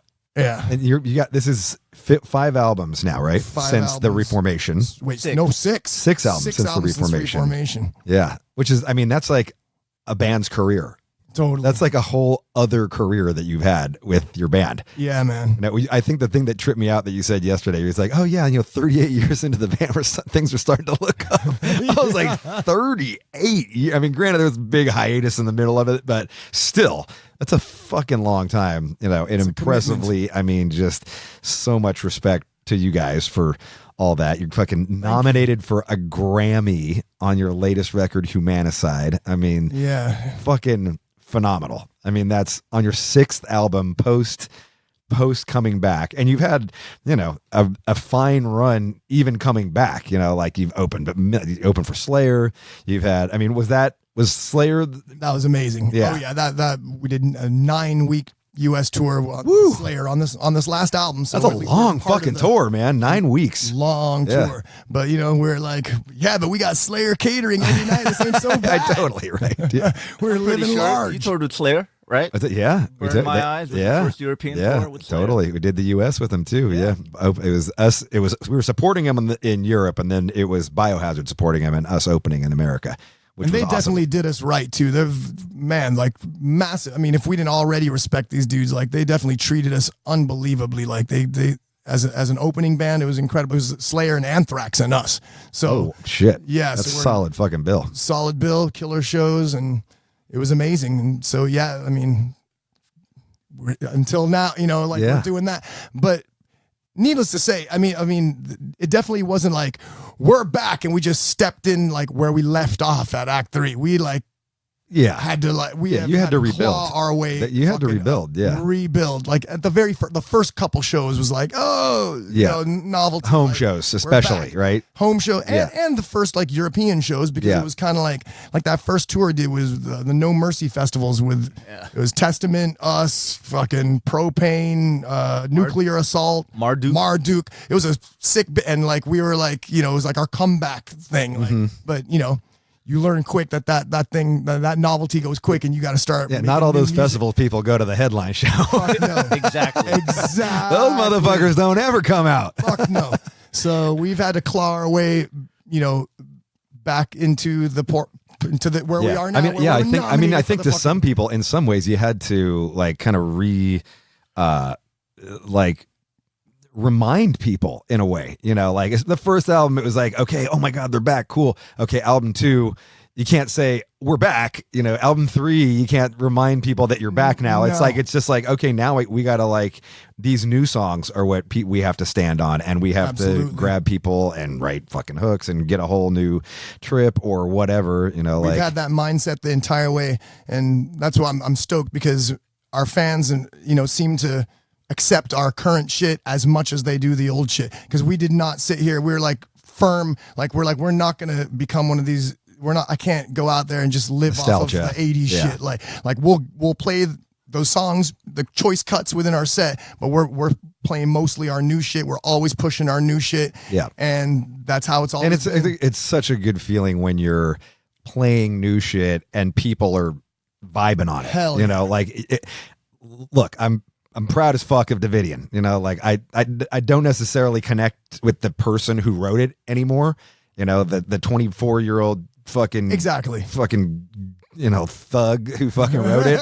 I don't that's the only way I can describe it. Like, I don't connect with that dude anymore, but there's a million motherfuckers that relate to it. But when I play a new song and it gets that same reaction that Davidian gets, it's the fucking best feeling in the world. It really is. It's the best feeling that like, fuck, you matter. Like, you made something that's relevant. Nobody wants to do the nostalgia act, nobody, man. And you're playing your new stuff with all your heart because like, that's where you're at right now. And like, I've played Davidian 3,000 times. Exactly.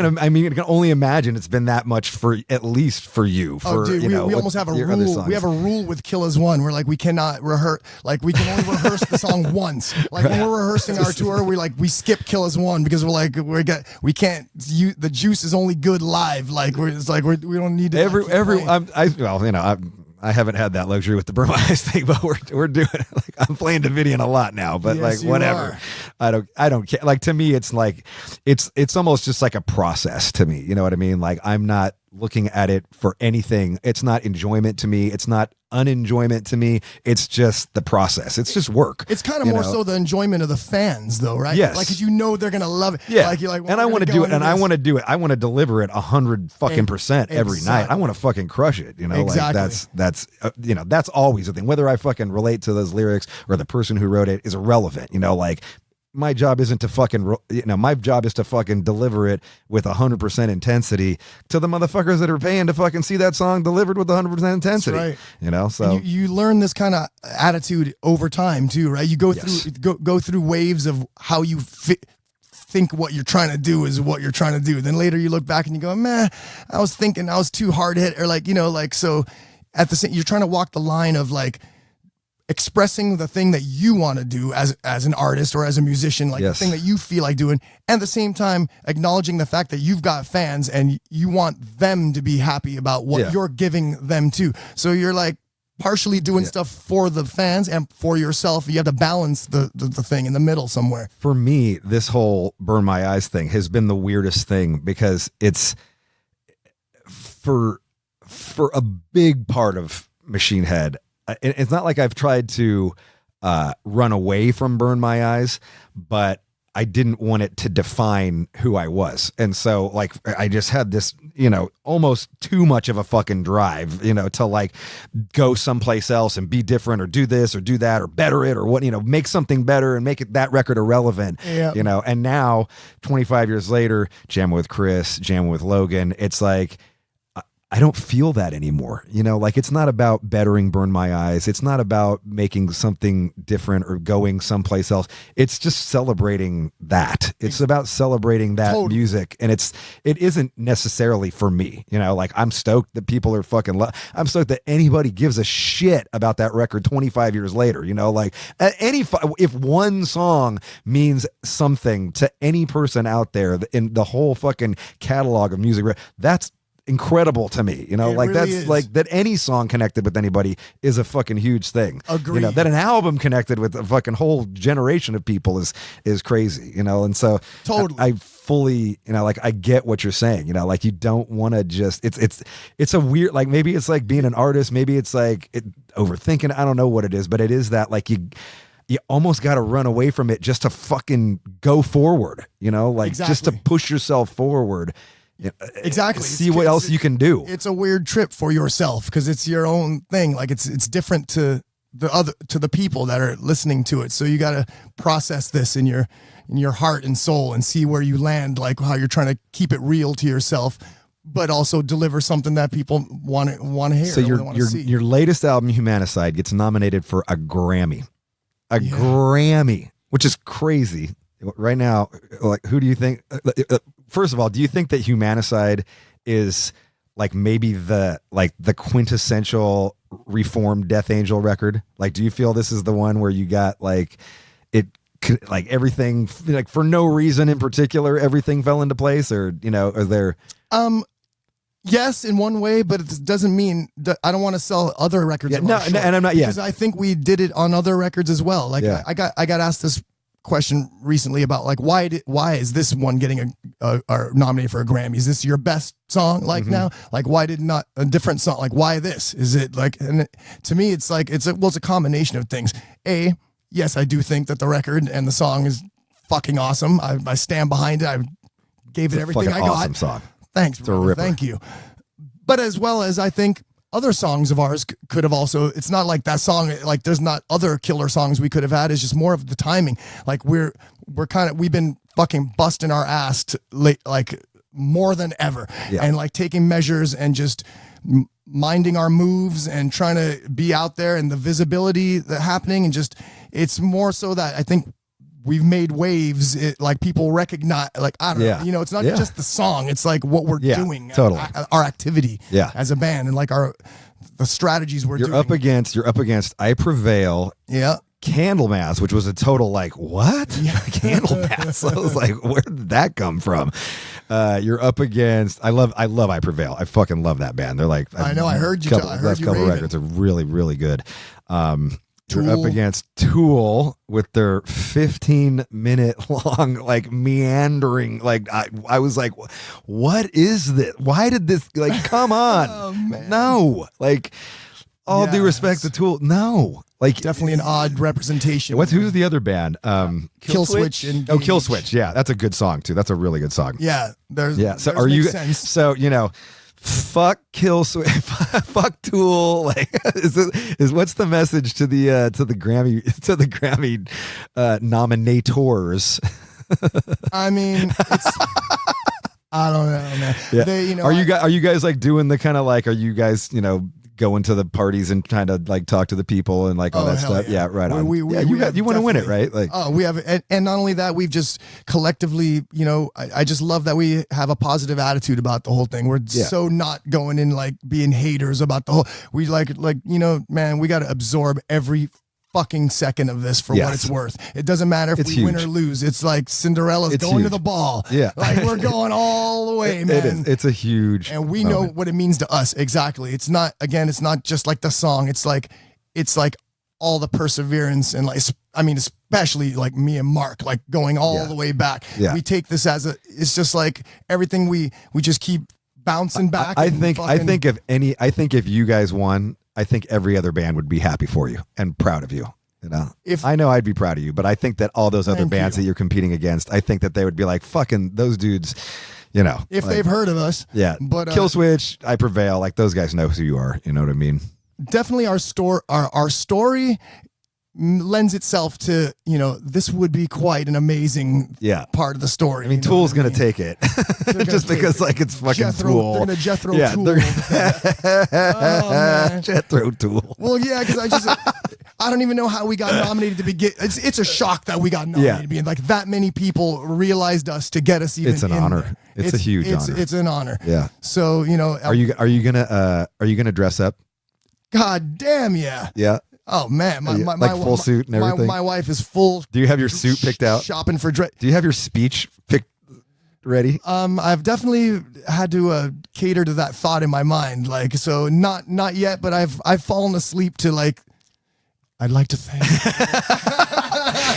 I did. I had a speech. I wrote a speech when we got nominated. I was like, it's we're up against Slayer on Slayer won for the B-side of the re-release of the same record they won for the year before. But whatever, Kerry King even texted me like 10 minutes after the results came, like, I'll take the Grammy, but your ass should have won this. And I was like, you're awesome. Like that was the B-side of that. That's of the same fucking record. It just changed. It was released on Columbia the 1 year, and then like Universal the next year for the same whatever. But you got to go through those things. Like you got to write that speech. Like you're fucking there. Like you got a fucking 20% chance that you could win it. We got nominated somehow. And you have your suit.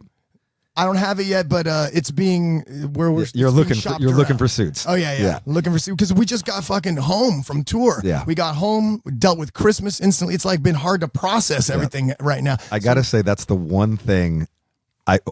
That's my. If you're gonna tell me that I'm not gonna wear a suit, I was gonna be like, you should wear a suit. That's the one thing I regret when I look back at my Grammy picture. I wore like a Charles Manson shirt or something. It's like in retrospect, it's just like the dumbest looking. Like I should have just fucking big rollered up and fucking, got like a metallic green, camo green, whatever, something, just appropriate to it. Yeah, I believe we're gonna try to go all the way and just come in there looking as fly as a motherfucker. Like, and just fucking own it and just strut because you put a suit on, you're just all of a sudden you're like, oh shit, okay, I guess I'm nominated for a Grammy, motherfucker. Right, and to have the whole band that way at the same time, it's like it's gonna be amazing. Yeah, we got to get Wilbur in that suit. Oh yeah, shout out to Will Carroll. I love that motherfucker. Absolutely. Hello, Will.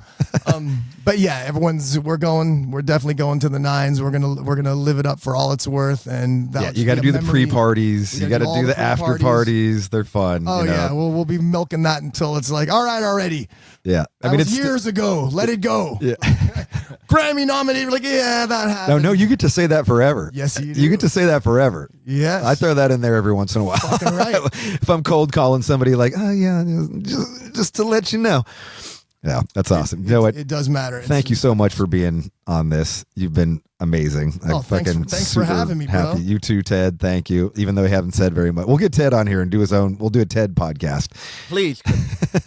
I have lots to talk about with you, Mr. Flynn. Awesome.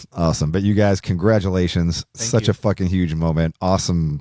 I mean, incredible moment again for Bay Area thrash, and like true Bay Area thrash getting nominated. It's fucking amazing. You know, we go in there flying the flag of Bay Area thrash and just metal, like real metal. Yes, real. Sorry, legit, but legit fucking metal. We all the metal, the fans, like everybody, like they feel it. Every night on stage, Mark would say that. Of course, ever since we heard that, he's like he tells the crowd that we got nominated for, and the crowd, our fans know this, and they fucking and like in that moment, and Mark, he tells them we're representing all of us going in here, like for real, this, like, and like, man, you get tears in you every fucking time. It's just like it's real for that. So yeah, we definitely represent. I'm gonna be watching. I'm gonna be keeping tabs on that day. It's January 26th. January 26th. Of course, 26th. That part won't be televised. No, but, it'll be on the internet. It's in the other building. It's not in the main Grammy building. Yep. It's still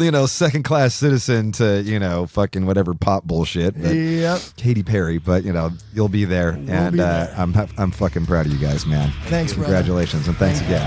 Thanks for having me.